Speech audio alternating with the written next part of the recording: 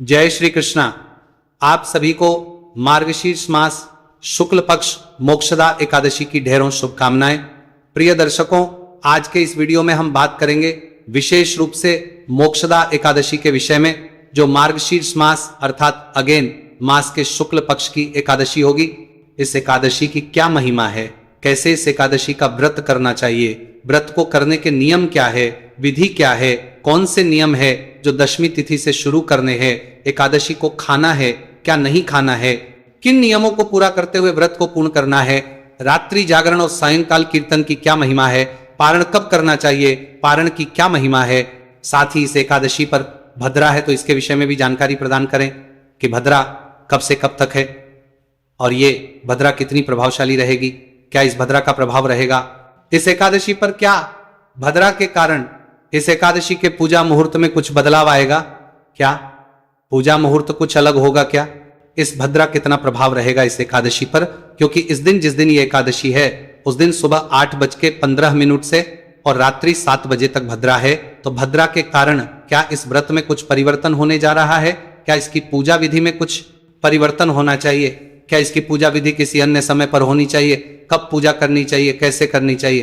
तो इस प्रकार से ये जो वीडियो है आपके लिए बहुत महत्वपूर्ण हो जाता है, कृपया अंत तक देखिएगा क्योंकि भद्रा संबंधित जानकारी जो है वो भी बड़ी महत्वपूर्ण है। आइए जानकारी आरंभ करते हैं। उससे पहले आपसे एकादशी से संबंधित महत्वपूर्ण जानकारी के साथ वीडियो है, तो कृपया वीडियो को एक बार लाइक अवश्य कर दीजिएगा और जितना हो सके शेयर कीजिएगा, क्योंकि सही जानकारी और एकादशी के व्रत की जानकारी को जितना आप बांटते हैं, जितना लोगों तक पहुंचाते हैं, उतना ईश्वर कल्याण करते हैं, उतना आपको पुण्य प्राप्त होता है, क्योंकि आपकी द्वारा प्रदान की गई सही जानकारी के द्वारा जब लोग व्रत करते हैं, भगवान का पूजन करते हैं, तो उतना ही अधिक पुण्य आपको प्राप्त होता है।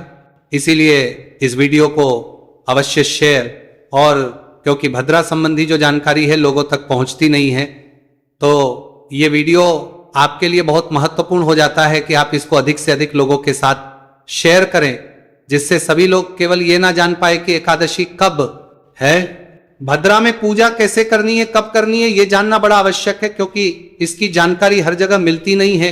एकादशी कब है ये तो पता चल जाएगा, पर भद्रा का प्रभाव क्या है क्या नहीं है ये नहीं पता चलेगा। तो वीडियो को अधिक से अधिक शेयर कीजिए। अपने व्रत की सफलता के लिए भगवान नारायण आशीर्वाद प्राप्त करने के लिए कमेंट बॉक्स में अवश्य लिखिएगा जय श्री हरि या ओम नमो भगवते वासुदेवाय। आप देख रहे हैं सनातन धर्म का संसार ज्योतिष संस्थान का प्रतिष्ठित YouTube चैनल सनातन धर्म का संसार धार्मिक। हम यहाँ पर सभी व्रत और त्योहारों की सही शास्त्रीय जानकारी प्रदान करते हैं। ज्योतिष शास्त्र और पंचांग के आधार पर आपको बताते हैं कौन सी तिथि कब है, व्रत आदि कब करना है, क्या विधि है, क्या नियम है और क्या गलती नहीं करनी है। यदि आप सभी व्रत और त्योहारों की सही शास्त्रीय जानकारी पाते रहना है तो कृपया चैनल को सब्सक्राइब कीजिए और बेल आइकन को प्रेस कीजिए। जब आप सब्सक्राइब का बटन दबाएंगे तो वहां एक घंटी का निशान बना हुआ आएगा, उसको अवश्य दबाइएगा, तभी आपको हमारे सारे वीडियो प्राप्त होंगे। आइए प्रिय दर्शकों, जानकारी आरंभ करते हैं और बात करते हैं आने वाली एकादशी। प्रिय दर्शकों, मार्गशीर्ष मास शुक्ल पक्ष की जो एकादशी है वो एकादशी के क्रम में द्वितीय एकादशी कही गई है। इनका नाम है मोक्षदा एकादशी। जैसा कि नाम ही ज्ञात होता है, ये मोक्ष प्रदान करने वाली है। ये तो सभी एकादशियां मनुष्य को मोक्ष देती है, सभी एकादशियां मनुष्य का उद्धार करने के लिए और उन्हें वैकुंठ प्रदान करने के लिए ही कही गई है कि जो कोई एकादशी का व्रत करता है वो भगवान नारायण को बड़ा प्रिय होता है और भगवान नारायण के आशीर्वाद से उसे मोक्ष की प्राप्ति होती है, उसे वैकुंठ की प्राप्ति होती है। इसीलिए एकादशी को परम पुण्यदायी और वैकुंठ प्रदायिनी ही कहा गया है। परंतु आने वाली एकादशी है मोक्षदा एकादशी, ये विशेष रूप से मोक्ष प्रदान करने वाली है। इसकी महिमा मोक्ष के लिए कही गई है। भगवान नारायण की ये प्रिय एकादशी है और जो इस एकादशी का व्रत करता है उसके जीवन के संकट तो दूर होते ही है, परंतु यदि वो बड़े से बड़ा पातकी हो, महापातकी हो, महापापी भी हो, संकल्प करके इस एकादशी का व्रत कर ले तो उसका निश्चित ही उद्धार हो जाता है। ऐसा भगवान कृष्ण कहते हैं। भगवान कृष्ण कहते हैं कि जिस प्रकार से पूर्व काल में इस एकादशी ने महापात की राजा का उद्धार किया, महापापी राजा का उद्धार किया, उसी प्रकार से यह एकादशी इसका व्रत करने वाले को पापों से बचाती है उनके बड़े से बड़े पाप का नाश कर देती है। इसीलिए जो भी जन मोक्ष की कामना करते हैं या जो भी जन भगवान नारायण के आशीर्वाद की कामना करते हैं, उन्हें ये एकादशी का व्रत अवश्य ही करना चाहिए क्रम के अनुसार। तो ये द्वितीय कही गई है क्योंकि पहली एकादशी आती है उत्पन्ना एकादशी, जो अभी मार्गशीर्ष मास में कृष्ण पक्ष में थी। वहीं से एकादशी का चक्र शुरू होता है और उसी दिन एकादशी का प्रादुर्भाव हुआ था, इसीलिए उसे उत्पन्ना एकादशी कहा जाता है। बात करते हैं कि इस एकादशी के व्रत के प्रथम दिवस के नियम क्या रहेंगे, क्योंकि एकादशी का जो व्रत है वो एक दिवसीय नहीं होता, व्रत आप दिन करते हैं, लेकिन इसका जो विधान है ना वो त्रिदिवसीय है, 3 दिन का विधान है। इसका पहले दिन से नियम शुरू होते, दूसरे दिन व्रत है और तीसरे दिन पारण है। इसीलिए इस व्रत का पुण्य फल तो अधिक है, अर्थात इस व्रत को करने वाले को फल तो बहुत अधिक प्राप्त होता है, लेकिन उतना ही कठिन है इस व्रत के नियमों का पालन करना, उतना ही कठिन है इस व्रत को पूर्ण रूप से निभाना। मोक्षदा एकादशी के व्रत के एक पहले आपको कुछ वस्तुओं का त्याग करना चाहिए और कुछ नियमों का अनुपालन करना चाहिए। नियमों को धारण करना चाहिए। नियमों में प्रमुख रूप से एकादशी के एक दिन पहले ही आपको जो स्नान करना है, उसमें जो भी माताएं बहनें बाल धोती हैं वो अपना सर धो लीजिए, क्योंकि जो नियम है उसके अनुसार एकादशी के दिन बाल कुछ प्रांतों में नहीं धोए जाते हैं। और ब्रह्मचर्य धारण कीजिए, ब्रह्मचर्य लीजिए व्रत के एक दिन पहले से ही। ब्रह्मचर्य के साथ साथ एक दिन पहले ही आपको, जो लोग मांसाहार करते हैं, जो लोग मदिरापान करते हैं, उनको मांसाहार और मदिरापान का त्याग कर देना चाहिए। व्रत के एक दिन पहले लहसुन प्याज खाने वालों को भी एक दिन पहले इसका त्याग करना चाहिए। ऐसा नहीं कि आज खाए पिए खूब और कल व्रत करें, अनुचित है। व्रत के एक दिन पहले त्याग कहा गया है। मसूर की दाल नहीं खानी चाहिए, इसका त्याग व्रत के एक दिन पहले होना चाहिए। हरी पत्तेदार सब्जियां बिल्कुल भी नहीं खानी चाहिए, इसका त्याग भी पूर्णतः व्रत के एक दिन पहले कहा गया है। शहद का प्रयोग भूल के भी हमें नहीं करना चाहिए। एकादशी अनुष्ठान में शहद का प्रयोग वर्जित होता है। हाँ, कुछ एकादशी होती है और एक द्वादशी भी होती है जिन पर शहद की महिमा अधिक होती है। इसके अतिरिक्त सभी एकादशियों मूलतः शहद का प्रयोग जो है वर्जित है। तो शहद जो है दशमी तिथि से ही आपको छोड़ देना चाहिए। कांसे के पात्र का प्रयोग आपको व्रत के एक दिन पहले ही बंद कर देना चाहिए। आप एकादशी का जिस दिन व्रत कर रहे हैं उससे एक दिन पहले कांसे के वस्तु का प्रयोग नहीं करेंगे। आपके प्रश्न आते हैं, पंडित जी ये क्या वस्तु होती है और कहाँ इसका प्रयोग करते हैं? तो बहुत सारे स्थानों पर भगवान को भोग लगाने के लिए आज भी कांसे का पात्र प्रयोग किया जाता है। प्राचीन समय की यह धातु है जिससे घंटी घड़ियाल आदि भी हैं। ना वहाँ अगर हम बात करें तो बहुत सारे प्रांतों में तो अभी भी विवाह के समय कांसे के पात्र में ही जो चेहरा दिखाया जाता है दुल्हा दुल्हन का एक विशेष विधान होता है, जिसके तहत कांसे की 2 कटोरियों का प्रयोग होता है। तो इसी प्रकार से कांसे का जो पात्र है जिससे घंटियां भी बनते हैं, घड़ियाल आदि बनते हैं, जिनसे हम घंटी आदि बजा के आरती करते हैं, वो सभी कांसे से बने होते हैं। तो ये कांसे का जो प्रयोग है ना, ये आपको दशमी तिथि को ही बंद कर देना है। इस प्रकार से नियमों का पालन करना है खाने में। मैंने बताया मसूर की दाल, हरी पत्तेदार सब्जियां, बैंगन, मूली नहीं खाने हैं। अव्रत के एक दिन पहले नियम कहता है कि आपको एक वक्त का ही आहार ग्रहण करना चाहिए। इस नियम का पालन यदि आप कर पाए तो उत्तम है, ना कर पाए तो कोई बात नहीं। लेकिन अगर सायंकाल को भी आप अन्न ग्रहण कर रहे हैं तो उस अवस्था में आपको सात्विकता के नियमों का अवश्य पालन करना है। सात्विक आहार ही ग्रहण करना है। रात्रि को दंत धावन आदि करके सोइए, जैसे कि अन्न का दाना मुंह में ना रहे। और उसके बाद एकादशी व्रत वाले दिन सुबह सूर्योदय से पहले उठ जाइए। उठने के स्नान आदि करके स्वच्छ वस्त्र धारण कीजिए। स्वच्छ वस्त्र धारण करके और आप एकादशी व्रत पूजन तथा संकल्प आदि करेंगे। इससे पहले आपकी जो भी दैनिक पूजा पाठ है उसको आप कर सकते हैं। आप यदि मार्गशीर्ष महत्व में सुन रहे हैं उसको सुन सकते हैं। आज की जो कथाएं हैं उनका श्रवण कर सकते हैं। तुलसी पूजन भी कर सकते हैं। यहां पर बहुत सारे लोग पूछते हैं कि पंडित जी एकादशी को तुलसी पूजन किया जाता है कि नहीं? जी हां, एकादशी को तुलसी किया जाता है, शास्त्र अनुसार है। शास्त्रों में कहीं भी एकादशी के दिन तुलसी पूजन को वर्जित नहीं कहा गया है। ये मान्य है और ये उतना ही उत्तम है जितना अन्य दिनों में होता है। एकादशी पर तो विशेष रूप से तुलसी पूजा का विधान भी कहा गया है, इसीलिए विधान से तुलसी पूजन कीजिए। तदोपरांत आप भगवान नारायण के निमित्त इस एकादशी का व्रत पूजन करें।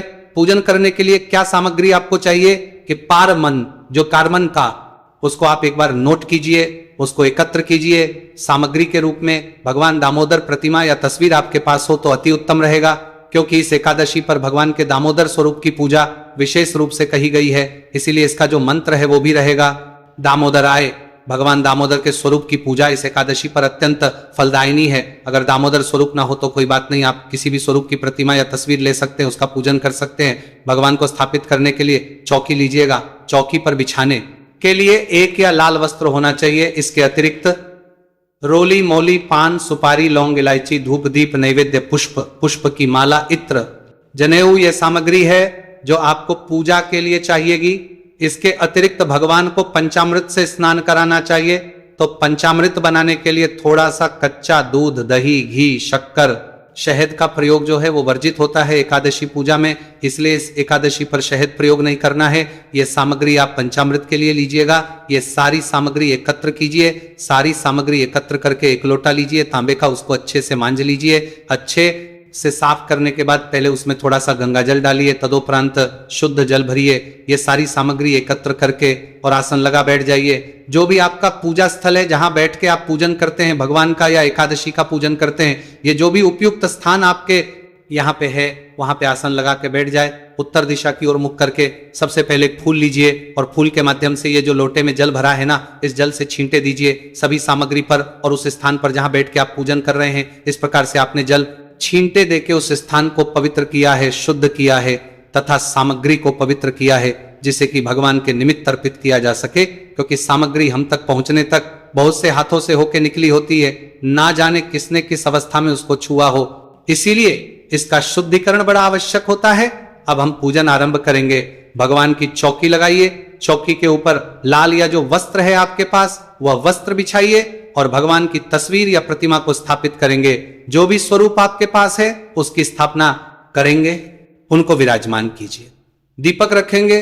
अगर आप घी का दिया जला रहे हैं तो भगवान के सीधे हाथ की ओर रखिएगा, और अगर आप तेल का दिया जला रहे हैं तो आप भगवान के उलटे हाथ की ओर रखिएगा। उसकी विपरीत दिशा में आप धूप को स्थापित कीजिए। इस प्रकार से भगवान की आपने स्थापना की है। स्थापना करने संकल्प करते हुए पूजन आरंभ करेंगे।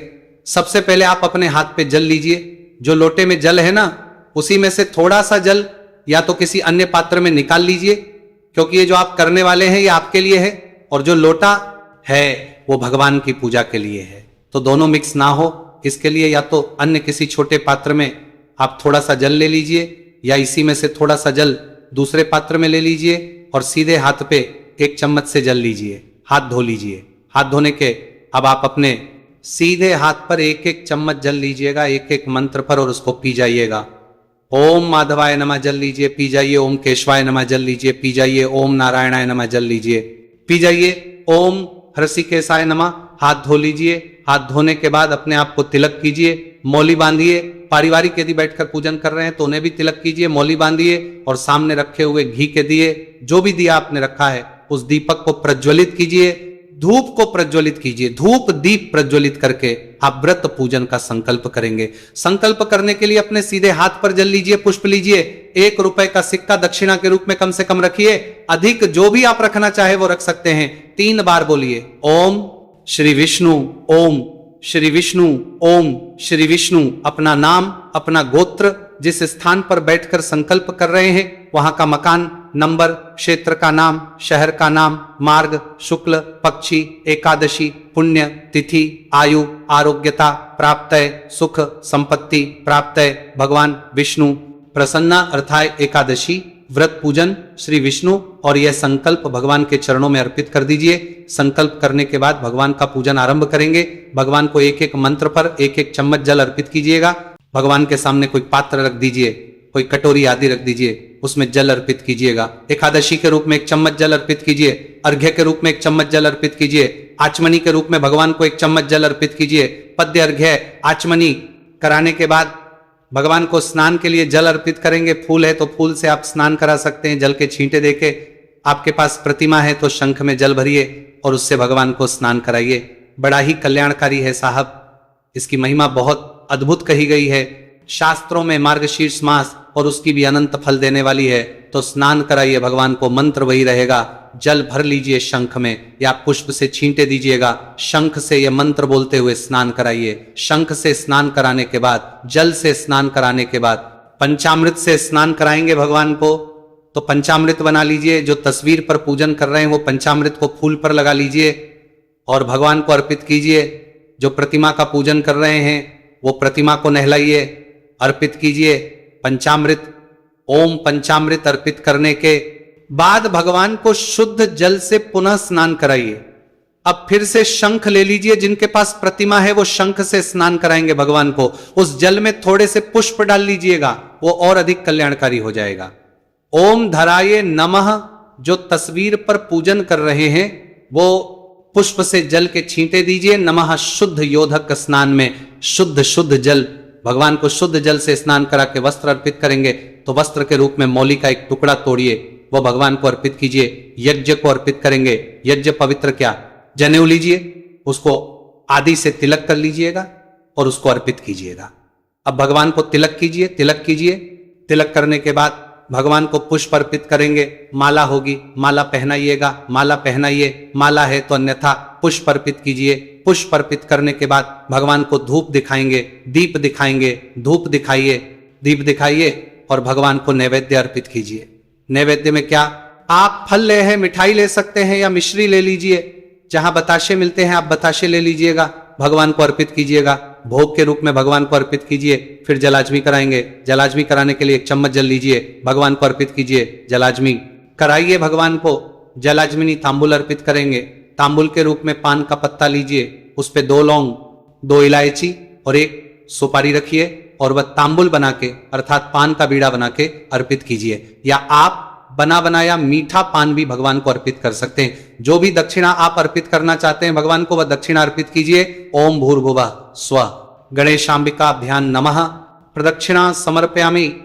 दक्षिणा अर्पित कीजिए भगवान को। दक्षिणा अर्पित करके हाथ जोड़ के नमस्कार कीजिए और अब आप बैठ के आराम से कथा सुनिए। एकादशी की पुण्यदायिनी कथा, मोक्षदा एकादशी की कथा आपको हम अपने चैनल पर सुनाएंगे, उसका श्रवण कीजिए। साथ में विष्णु शास्त्र नाम अवश्य सुनिएगा। ये बड़ा आवश्यक भी है और बहुत ही महत्वपूर्ण भी होता है। इससे आपका एकादशी पुण्य फल कई हजार गुना अधिक बढ़ जाता है। और एकादशी पर विष्णु शास्त्र नाम आपको अवश्य सुनना। तो विष्णु शास्त्र नाम भी हम कथा के साथ आपके लिए अपलोड करेंगे, उसका श्रवण कीजिएगा, आरती कीजिएगा। आरती करके नियमों के अनुसार दिन को व्यतीत कीजिएगा।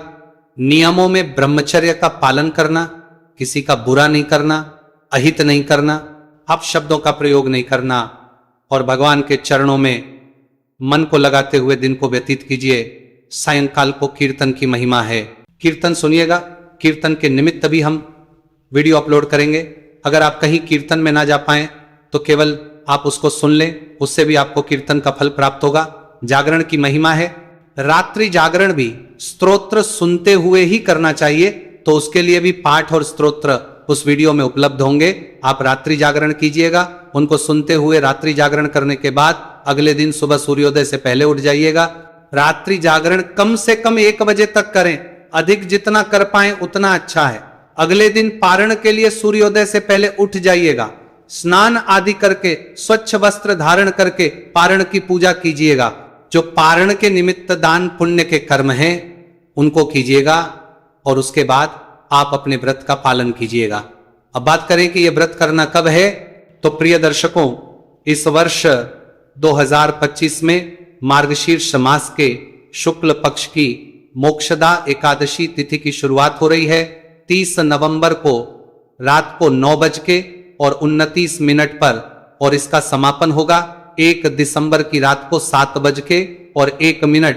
ऐसे में उदय तिथिमान के अनुसार 1 दिसंबर को एकादशी रहेगी और द्वादशी युक्ता भी है, इसीलिए 1 दिसंबर को ही इस मोक्षदा एकादशी अर्थात मार्गशीर्ष शुक्ल पक्ष एकादशी का व्रत किया जाएगा। एकादशी के जो नियम है वो भी पालन करने हैं आपको। साथ ही एकादशी पर प्रिय दर्शकों, इस बार भद्रा का साया कहा जा रहा है। हाँ, ये सच है कि इस दिन भद्रा है, लेकिन एक बात का ध्यान दीजिएगा कि ये जो एकादशी है मोक्षदा एकादशी, इस पर इस भद्रा का कोई प्रभाव नहीं रहेगा, इसकी पूजा पाठ में कोई रुकावट नहीं रहेगी। आप अपने विधि विधान से पूजन करें। यह भद्रा इस एकादशी के पूजा पाठ में नगण्य है, इसका कोई महत्व नहीं है।